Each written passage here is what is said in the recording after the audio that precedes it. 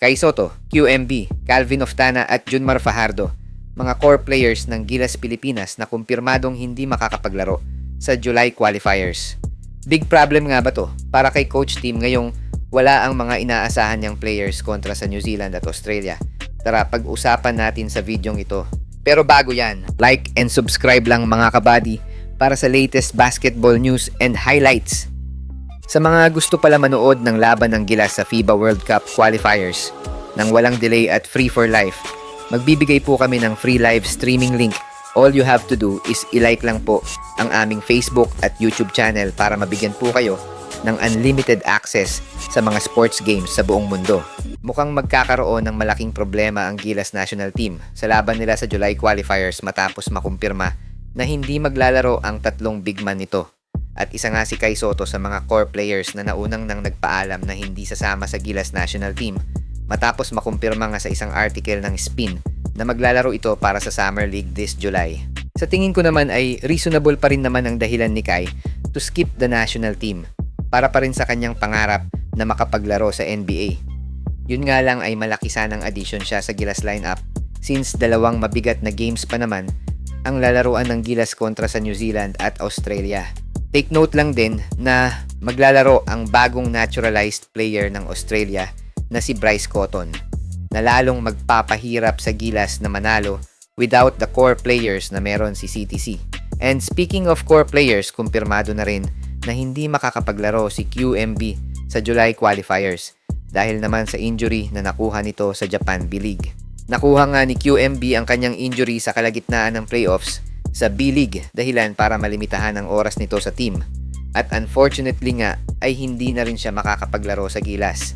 Sumabay din sa hindi makakapaglaro this July qualifiers si Junmar Fajardo na nag-request naman kay CTC na mag-sit out muna sa July para naman sa kanyang surgery matapos naman niyang makakuha ng injury sa PBA. Pero nangako naman si Junmar na maglalaro ito sa Asian Games after ng kanyang recovery sa kanyang injury. At ang huling player nga na hindi makakapaglaro this July ay etong si Calvin Oftana matapos naman itong mag-undergo ng surgery para naman sa kanyang infected toe injury na nakuha din niya sa semis ng PBA. Sa humahabang injury list ngayon ng Gilas, meron pa kayang mahihilang player si CTC para ipalit sa 4 na players na kumpirmado ng hindi makakapaglaro. Down to 13 players nga ang pool ni CTC ngayon at ang nakakapanghinayang nga ay puro center position ang nawala sa kanyang rotation, which is a big factor nga going to a game against Australia at New Zealand. Kung titingnan natin ang latest pool ng Gilas, meron na lang 13 players na available si CTC. Less na natin si Kwame at Malonzo since naturalized player si Kwame at wala na daw contact ata kay Malonzo simula nang makat ito sa Final 12. So, down to 11 players na lang ang pool ng Gilas. Less na rin natin si Japet since officially retired na siya sa pool recently.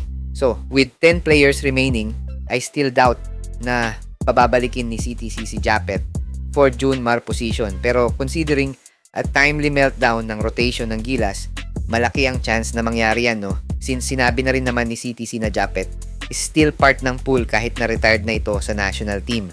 Ang tanong lang ay kung kukuha ba si CTC ng bagong players or he will just use the remaining pool para bumuo ng isang Final 12. If tama ang hinala natin, there will be 5 guards sa rotation niya. Abarrientos, Juan Gomez Deliano, CJ Perez, Chris Newsome at ang paboritong anak ni CTC Este, ang paboritong player niya sa Hinebra na si Thompson. Sana lang ay hindi mag-back out sina KQ at Carl Tamayo para naman mabigyan din sila ng mas mahabang playing time this July. I guess JB will still 100% available together with Dwight Ramos. Then AJ Edu will lead the front court. Pero ang tanong talaga dito ay kung babalik si Japet sa national team plus the long-awaited stint ni Troy Rosario sa Gilas. Or makakabuti kayang ipasok na sina Mike Phillips at Justin Baltasar sa main team instead of deploying them sa Asian Games. Ano sa tingin nyo mga idol? Hi guys! Kung naghahanap ka ng legit Gilas jerseys, marami tayong partner stores ang nagbebenta niyan. All you have to do is i-click lang yung link sa gilid ng mga video at magpa-pop na yung mga stores sa gilid. Get yours now guys at huwag kalimutan mag-subscribe kay Overdrive Highlights.